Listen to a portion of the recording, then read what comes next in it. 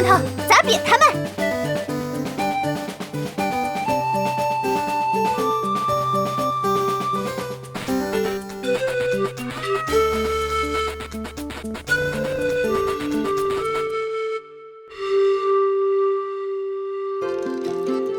帕朵菲利斯首先肯定不是就是所说的什么兽人族了，因为我们故事里你看大家也没有这样的一个设定。但是，就你像我们之前见过的其他鹰姐，比如说像鹰或者艾丽，它们都有一些像是那样的长耳朵，就是异于常人的特征。那么帕朵的耳朵和尾巴其实也是一样，都是在超变手术之后获得的一些异于常人的特质。然后至于说他加入烛火鹰节的理由呢，怎么说，应该算是一场意外吧。就在加入烛火鹰节之前，它是一条名为黄昏街的街道上，那是一条臭名昭著的像贫民窟一样的街道吧。然后，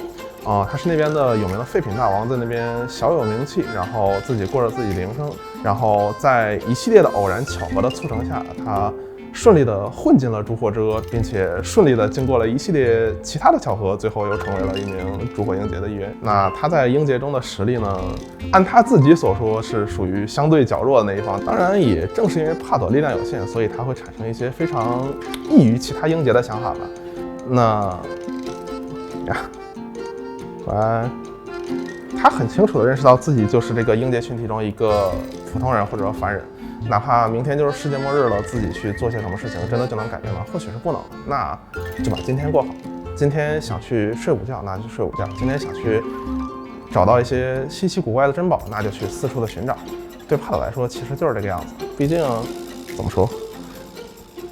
明天的事情就明天再说了。那今天的好太阳必须得今天去晒，对吧？这其实就是帕朵菲利斯最简单的人生哲学，也是他一直贯彻至今的一个生活的一个方式。最开始就和文案讨论这个角色的时候，就接到了几个要素嘛。乐土的老板娘有点盗贼的元素。开始想的是穿着紧身衣的那种形态，后来想了想，跟乐土可能不太搭，跟乐土的那个风格、建筑风格可能不太搭，紧身皮衣这种元素，所以想，那不然换一个搭配一点的，异域舞娘，然后就往那个方面走。走的时候就想让他肢体语言可能可以展示多一点，所以想让他穿的稍微清凉一点，方便他运动一点，然后就变成现在这个样子。既然他本身不是特别强力，可能都会需要一些小道具。这个就是小道具的一种，就是闪光弹。然后闪光弹外面包的那一根根的那些小金属，就是他开锁用的一些小工具，方便他办事儿的时候就逃跑用的，丢出去可能就爆了。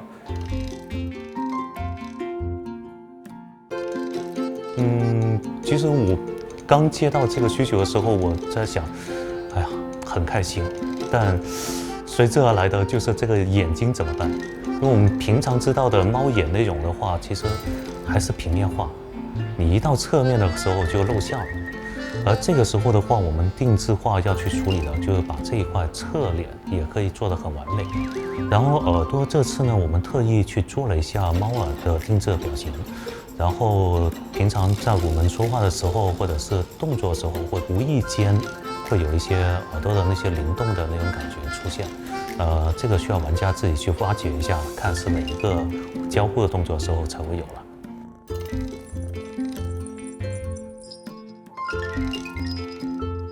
帕朵是13鹰节当中的最末系，他的能力并不是十分的突出，但是当他有他的搭档罐头帮忙的时候，他还是能发挥出一定的战斗力的。我们为帕朵和他的猫咪设计了不同的协同攻击，根据罐头现在的心情，我们可以释放不同样的攻击，这也是这个角色的核心玩法。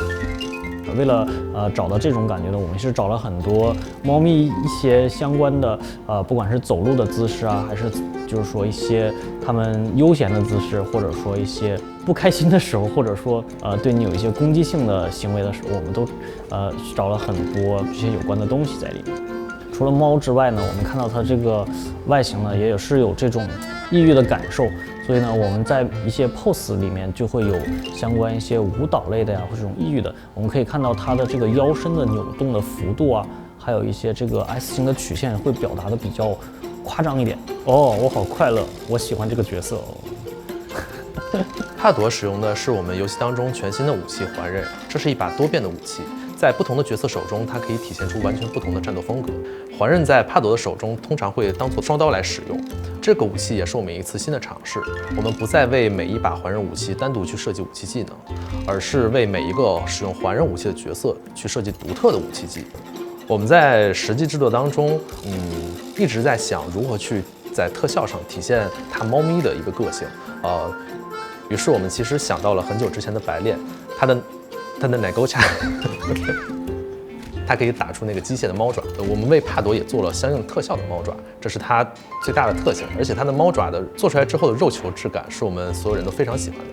帕朵菲利斯的必杀技，我们在最初的构想几乎是一拍即合，我们都希望将它这只肥猫罐头变得巨大化，然后用一种泰山压顶的方式来攻击敌人。在具体的设计上呢，我们参考了一些马戏团的元素，帕朵会将它的环刃掷向空中，变成像马戏团的火圈那样，然后罐头会钻过这个火圈，之后受到帕朵英杰之力的加持，变得巨大化，然后砸向敌人，造成字面意义上成吨的伤害。小心，天上要掉猫喽！在5.6版本的乐土中心的故事当中呢，我们会跟随着牙医的脚步，在帕朵菲利斯以及其他英杰的引导下，去揭开更多与乐土有关的秘密。当然，就像之前每次乐土中心一样，我们也会遇到更多英杰站在我们的对立面，我们会像之前对战艾丽或者说对战梅比乌斯一样，我们会去与更多的英杰战斗。那么，请大家敬请期待吧。稍微摸个鱼休息一会儿，应该不会被发现吧？